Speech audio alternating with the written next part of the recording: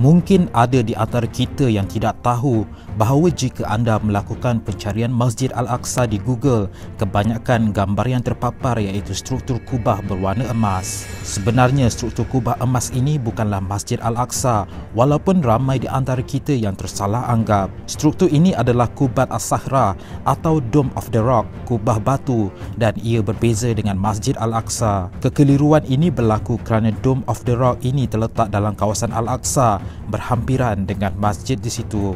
Di sini kami kongsikan 7 fakta yang ramai tidak tahu tentang Al-Aqsa atau Masjid Al-Aqsa. 1. Bukan hanya satu masjid. Sebenarnya terdapat banyak masjid di tapak yang mana kita kenali sebagai Masjid Al-Aqsa. Kita cenderung menganggap Masjid Al-Aqsa sebagai bangunan di sudut paling selatan masjid ini dengan kubah berwarna perak gelap, tetapi sebenarnya itu adalah Masjid Qibli.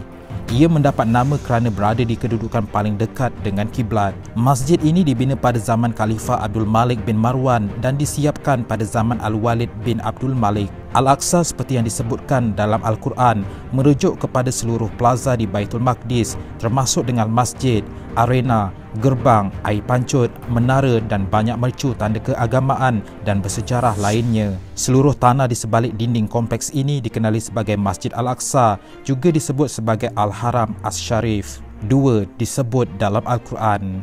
Selain daripada Kaabah, Masjid Al-Aqsa adalah satu-satunya masjid yang dinyatakan dalam Al-Quran.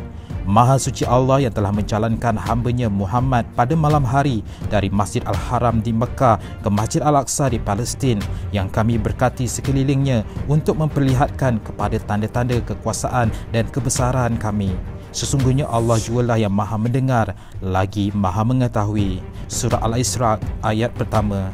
3. Dome of the Rock asli kelihatan sangat berbeza. Dome of the Rock dibina oleh Khalifah Umayyah Abdul Malik ibni Marwan. Ia pada asalnya adalah kayu dengan penutup tembaga, plumbum atau seramik. Kubah ikonik yang kita semua kenal pada hari ini berwarna emas itu dibina hampir 1000 tahun kemudian semasa pemerintahan Khalifah Uthmaniyah Sulaiman the Magnificent.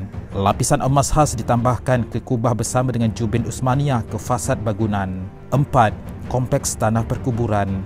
Walaupun tidak ada catatan yang tepat tentang siapa dan berapa orang yang dikebumikan di sini, tanah perkuburan di Al-Haram Asy-Syarif adalah tempat bersemadinya ramai nabi dan para sahabat Rasulullah sallallahu alaihi wasallam. 5. Pernah menjadi tempat pembuangan sampah. Ketika orang Rom mengusir orang Yahudi dari kota tersebut, sebahagian besar penduduk Rom menggunakan kawasan Masjid Al-Aqsa sebagai tempat pembuangan sampah. Ketika Saidina Umar membuka kota ini untuk Islam, beliau membersihkan sampah dengan tangannya sendiri.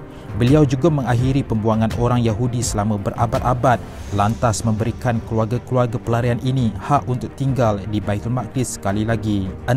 Tempat tinggal Al-Ghazali. Salah seorang sarjana paling terkenal dalam sejarah Islam iaitu Imam Abu Hamid Al-Ghazali menghabiskan masa hidupnya di Masjid Al-Aqsa.